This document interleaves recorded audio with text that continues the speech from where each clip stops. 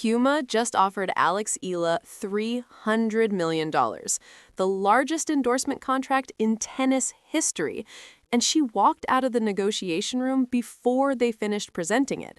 Not because the money wasn't real, not because the terms weren't generous, but because buried in the contract was one condition that Eala couldn't stomach, one requirement that turned a dream opportunity into an impossible choice.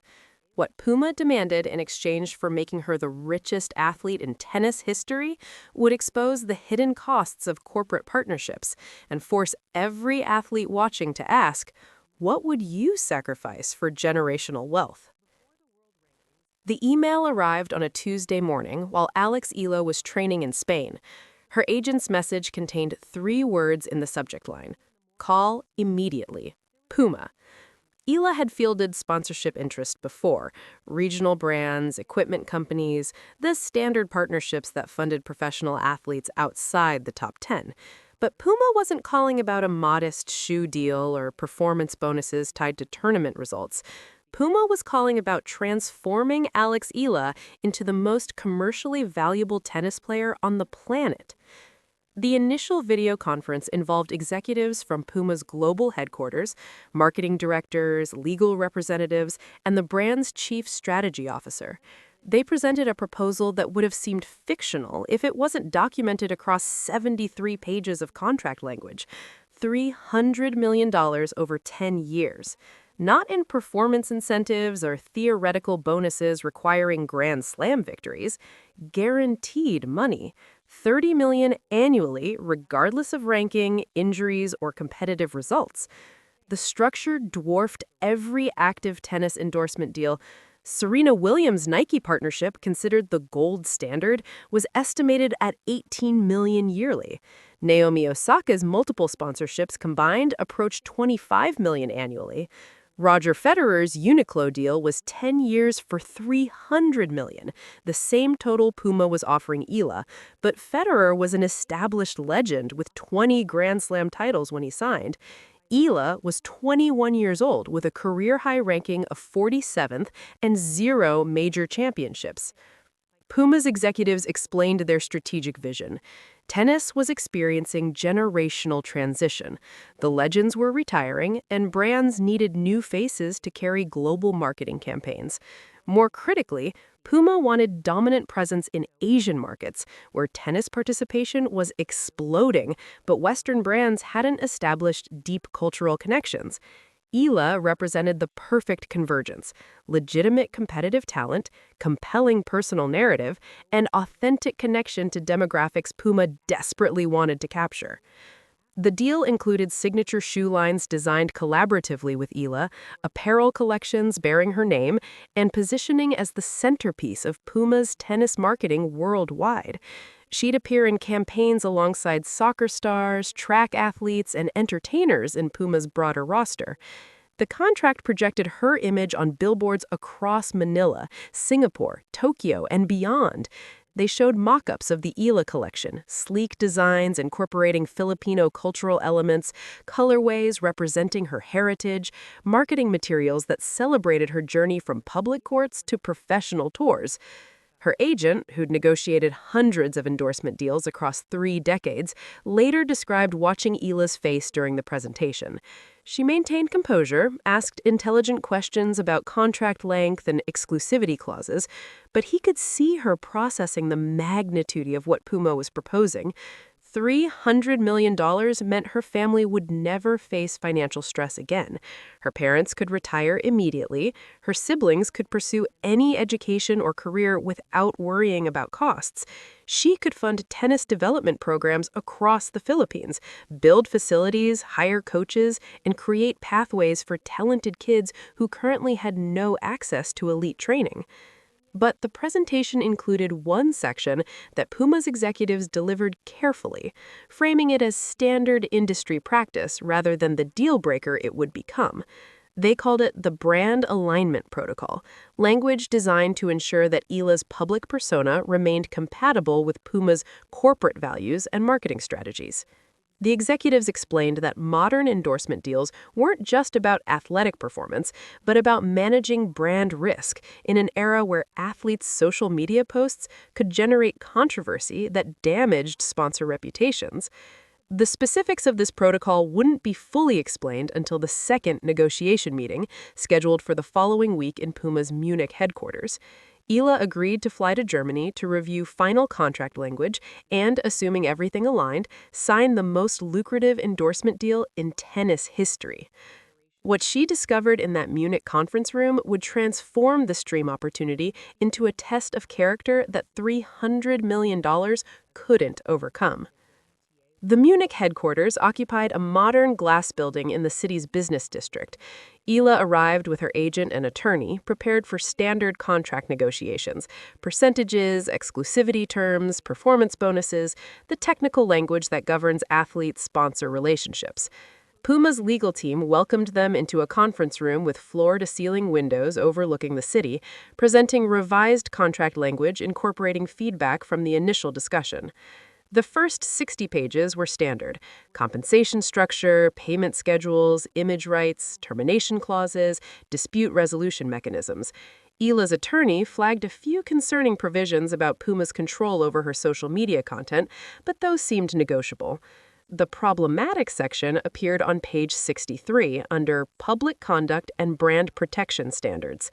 The language was carefully constructed to sound reasonable while imposing restrictions that would fundamentally constrain Eala's autonomy. It prohibited her from making public statements on controversial political or social issues without Puma prior approval.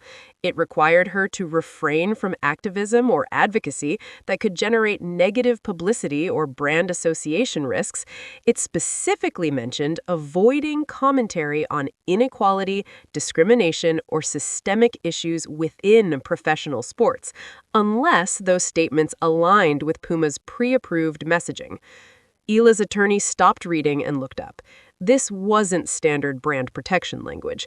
This was a corporate attempt to purchase silence, to ensure that the athlete they'd chosen as their global face would never say anything that might alienate customers, generate controversy, or force Puma to defend positions on social issues their marketing department preferred avoiding. Puma's lead negotiator, a stern German executive who'd structured deals with dozens of athletes, explained the clause matter-of-factly. Modern sports marketing requires managing risk.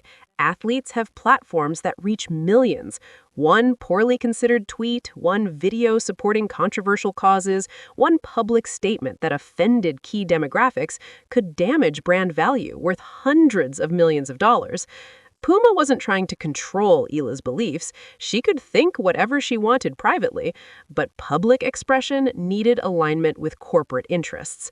He cited examples: athletes who'd lost sponsorships for supporting political movements, players whose activism generated boycotts that cost brands revenue, cases where sponsor relationships collapsed because athletes prioritized social commentary over commercial obligations. Puma had learned from these situations. Their solution was contractual clarity up front. We'll make you wealthier than any tennis player in history, but you'll represent our brand exclusively, which means your public voice becomes part of what we're purchasing. Eala asked what specific issues this covered. Could she speak about the discrimination she'd faced in professional tennis? Not without approval, they explained, because critiquing tournament organizations could create tensions with Puma's commercial partners. Could she advocate for Filipino athletes facing systemic barriers?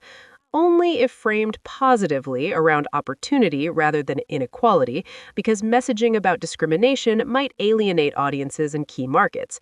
Could she support causes addressing poverty, educational access, or social justice? Potentially, if those causes aligned with Puma's corporate social responsibility initiatives and didn't contradict positions held by their other sponsored athletes or commercial partners. Her attorney interjected, noting that this language was unusually restrictive, that most endorsement deals included brand protection clauses, but rarely demanded this level of control over an athlete's advocacy. Puma's negotiator didn't flinch. They were offering $300 million, $30 million annually for a decade. That compensation came with expectations: Eala would be Puma's most visible tennis ambassador globally. Everything she said publicly would reflect on their brand. They needed assurance she wouldn't use that platform in ways that created commercial risk. Eala asked for a brief recess to consult privately with her team. Puma's executives agreed, suggesting they break for lunch and reconvene in 2 hours to finalize the agreement. In that 2 hour window, Alex Eala would make a decision that would define her career and her character, far more than any tournament victory ever could. Ala's attorney spoke first once they were alone in Puma's guest conference room. From a legal perspective, the contract was enforceable and reasonably constructed. If Eala signed, she'd be bound by those restrictions. Violating the public conduct clauses would trigger financial penalties and potentially contract termination, with requirements to return portions of money already received. Puma had clearly consulted specialists in athlete endorsement law to create language that would withstand legal challenges. Her agent provided commercial perspective. $300 million was generational wealth. Even after taxes and team commissions, Eala would net enough money to never worry about finances again. She could invest conservatively and live comfortably without earning another dollar from tennis. Her family's financial security would be permanently established. Turning down this offer meant continuing the grind of professional tennis, traveling constantly, funding her own team, hoping tournament prize money and smaller sponsorships covered costs. But both her attorney and agent acknowledged the uncomfortable reality. Puma was essentially offering to purchase Eala's silence on issues she'd recently demonstrated were important to her. The discrimination she'd called out after returning prize money, the advocacy she'd begun for Filipino athletes facing systemic barriers, the platform she'd started building around making tennis more accessible. All of that would effectively end if she signed this contract. Eala sat quietly, processing competing considerations. $300 million could fund tennis academies across the Philippines that would benefit thousands of kids. She could hire the best coaches, build world-class facilities, create pathways for talented players who currently had no options. The money could do tremendous good if used strategically. Wasn't that worth more than her ability to tweet criticisms of tournament organizations or give interviews about inequality? But another voice in her head asked different questions. If she accepted Puma's money and stopped speaking about systemic issues, would those academies she funded actually change anything? Or would they be charity that made her feel better without addressing root causes? If every athlete with a platform chose corporate money over advocacy, who would speak for players without resources or visibility? And most fundamentally, was her voice something she could sell? Or was it intrinsic to who she was in ways that made monetizing it a betrayal of herself? She thought about the 8-year-old version of herself who'd been rejected by Manila Verde Tennis Club, told she didn't belong in elite spaces. That child had grown into an adult who'd fought for recognition, who'd proven doubters wrong, who'd started using her platform to ensure future kids didn't face the same barriers. Signing this contract meant abandoning that mission. It meant accepting that corporate interests mattered more than advocating for systemic change. It meant becoming exactly what Puma wanted, a marketable success story that inspired without challenging, that celebrated achievement without questioning how achievement gets distributed. Her agent pointed out they could potentially negotiate softer language, carve out exceptions for certain advocacy topics, create compromise between Puma's risk management and Eala's desire for autonomy. They could go back into that conference room and try to find middle ground. But Eala recognized that negotiating softer restrictions still meant accepting the fundamental premise that her voice had a price, that advocacy could be limited by commercial considerations, that standing for something was negotiable if the compensation was sufficient. And once she accepted that premise, the specific language didn't matter. She already agreed that silence could be purchased. She told her team she'd made her decision. They returned to the conference room where Puma's executives waited with contracts ready for signature. What happened next would stun everyone in that room and send shockwaves through the sports marketing industry. Alex Eala entered the conference room with her agent and attorney flanking her, their expressions giving no indication of what she decided. Puma's executives smiled, assuming the break had allowed Ala's team to reconcile themselves to contractual language that admittedly was restrictive, but reflected industry realities. The lead negotiator had already prepared signing ceremony logistics, press releases ready for distribution, social media campaigns scheduled to launch, marketing materials featuring Ala that would roll out across global markets within hours of signature. Ala sat down, folded her hands on the table, and addressed Puma's team directly.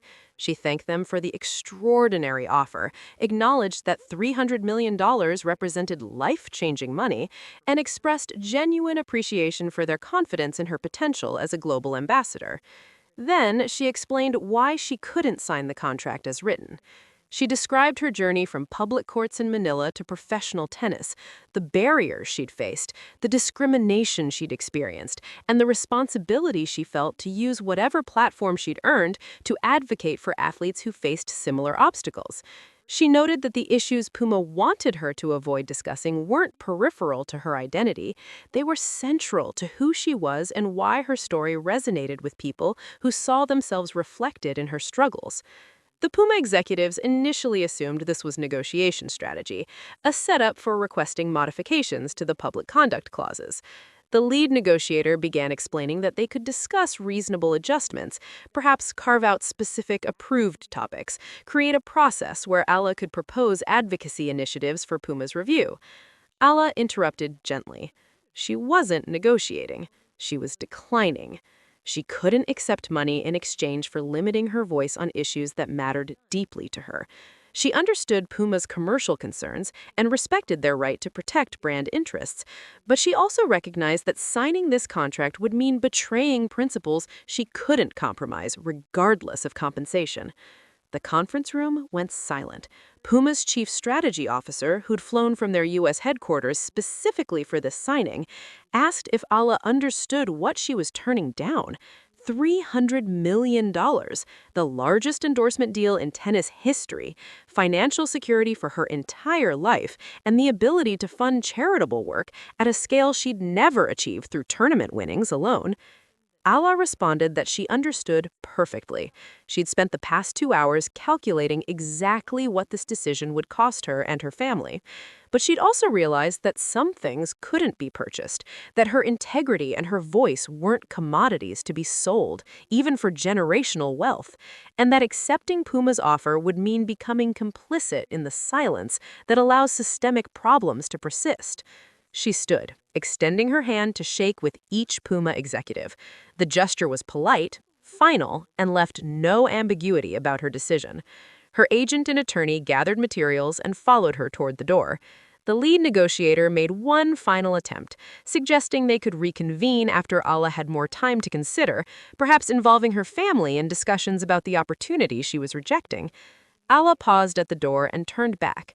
She explained that her family would support whatever decision she made, that they'd taught her that principles mattered more than money, and that watching her walk away from $300 million to maintain her integrity would make them prouder than watching her sign a contract that required her to compromise who she was.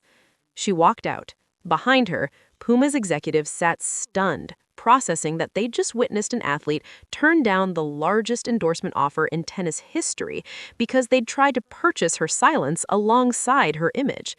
The aftermath would prove that walking away from money doesn't eliminate consequences. It just creates different ones that test whether anyone can truly afford to stand on principle. News of Eala's decision leaked within 48 hours, though neither side officially confirmed details initially. Sports business reporters began investigating why the most anticipated endorsement deal in tennis had collapsed. Puma issued a bland statement about being unable to reach mutually agreeable terms. Eala remained silent, unwilling to publicly embarrass Puma or position herself as martyr, while privately processing the magnitude of what she'd just sacrificed. But athletes talk, agents gossip. Within a week, the broad contours of what happened in Munich circulated through tennis circles. Puma had offered Eala $300 million contingent on restricting her advocacy and public commentary on social issues, and she'd declined. The story reached journalists who began reaching out for confirmation and context. Eala finally addressed the situation through a carefully worded social media post. She thanked Puma for their interest, acknowledged they'd made an extraordinarily generous financial offer, but explained that contract terms related to limiting her public voice on issues important to her made acceptance impossible. She didn't specify exact language or portray Puma as villainous. She simply stated that everyone involved had competing priorities that couldn't be reconciled. The response divided predictably. Filipino social media erupted with support, celebrating Eala for refusing to be silenced by corporate power. Athletes from various sports, particularly those who'd faced similar choices between financial security and activism, posted messages praising her decision. Social justice advocates highlighted her choice as exemplifying that some principles can't be compromised, regardless of compensation. But substantial criticism emerged, too. Sports business analysts called the decision financially irrational, arguing that she could have accepted Puma's money and still found ways to support causes she cared about without violating contract language. Some suggested she'd rejected the deal for publicity rather than principle, that turning down $300 million generated headlines that smaller endorsement offers couldn't buy. Others questioned whether anyone in her competitive and financial position could afford to make purely principled decisions. That luxury perhaps belonged to established stars with existing wealth, not athletes ranked 47th trying to build careers. The most uncomfortable critique came from athletes who privately admitted they'd signed similar deals with restrictions on public commentary. They argued that Eala's decision implicitly judged everyone who'd made different calculations, that she was positioning herself as morally superior to players who'd accepted corporate money and the limitations that accompanied it. Several veterans suggested easy principles become harder when you're 35 with chronic injuries threatening your earning potential, when you have families depending on income that tournament prize money can't reliably provide. Puma faced significant backlash for attempting to purchase an athlete's silence. Activist groups called for boycotts. Competitors seized the opportunity to position themselves as brands that supported rather than suppressed athlete activism. But Puma also had defenders who argued they'd simply tried to protect commercial interests in ways that standard endorsement contracts always do, that every sponsor places some limitations on athlete behavior, and that offering $300 million hardly constituted exploitation. The tennis establishment responded with characteristic ambivalence. Organizations that benefited from athletes staying quiet about systemic issues quietly appreciated Puma's approach even if they couldn't publicly support it. Progressive voices within the sport celebrated Eala, but worried about whether her sacrifice would inspire change or simply demonstrate that advocacy costs too much for most athletes to afford. Meanwhile, Eala faced the practical reality that turning down $300 million didn't eliminate her need for income to fund her professional career. 3 months after walking out of Puma's Munich headquarters, Alex Eala sat in a budget hotel room before a challenger event. The contrast between her current reality and what could have been was impossible to ignore. If she'd signed Puma's contract, she'd be flying privately, staying in luxury accommodations, training with elite coaches whose fees were covered by endorsement money. Instead, she was calculating whether she could afford a physiotherapist for the tweaked shoulder that had bothered her for weeks. Smaller sponsors had approached her after the Puma situation became public, attracted by the authenticity and principle she'd demonstrated. But their combined offers totaled perhaps $2 million annually. Meaningful money, but a fraction of what she'd rejected. More troubling, some sponsors seemed interested specifically because she'd walked away from Puma, wanting to associate their brands with her principled stand. Eala recognized the irony. Companies were trying to monetize her refusal to be monetized, to profit from her decision that some things shouldn't be for sale.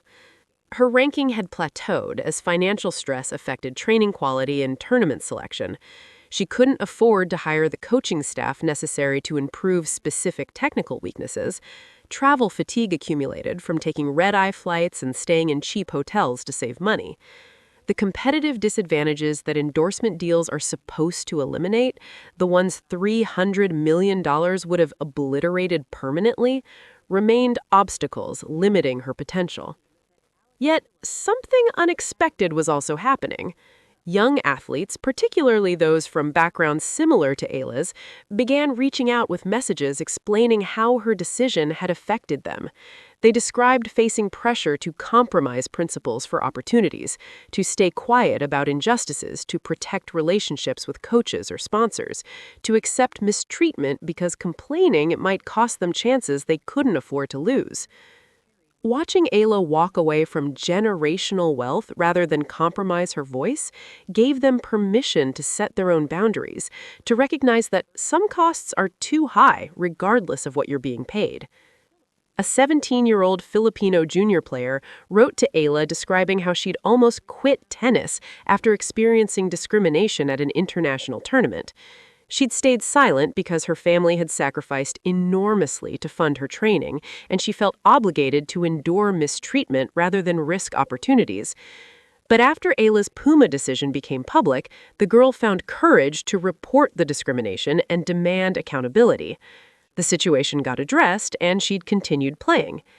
She thanked Ayla for showing her self-respect mattered more than opportunities that required abandoning dignity. Ayla kept that letter. During difficult moments when she questioned whether she'd made an enormous mistake, when financial stress felt overwhelming, when she wondered if principles were luxuries she couldn't afford, she reread it. The reminder that her decision had given someone else strength to stand up for themselves provided validation that money couldn't purchase. Sports business analysts continued debating whether Ayla's choice was admirable or foolish, whether she'd positioned herself as unmarketable to brands wary of athletes who prioritize principles over commercial considerations, or whether she'd created a unique market position as the athlete who'd proven her integrity couldn't be bought. The truth was probably more complicated, that consequences of her decision would unfold across years in ways impossible to predict, that standing on principle sometimes costs more than anyone should have to pay, but that some costs are worth bearing regardless. The broader question Ayla's decision forced tennis to confront remained unanswered. Should athletes have to choose between financial security and advocating for issues they care about? Should corporate partnerships require silence on systemic problems?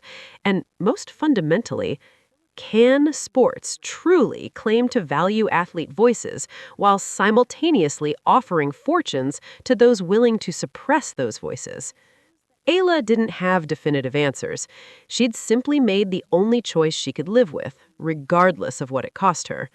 Whether that was inspiring sacrifice or career-destroying naivete would depend on who you asked and what you believed mattered most. The question we're left with isn't whether Ayla made the right decision, it's whether any athlete in her position could afford to make a different one.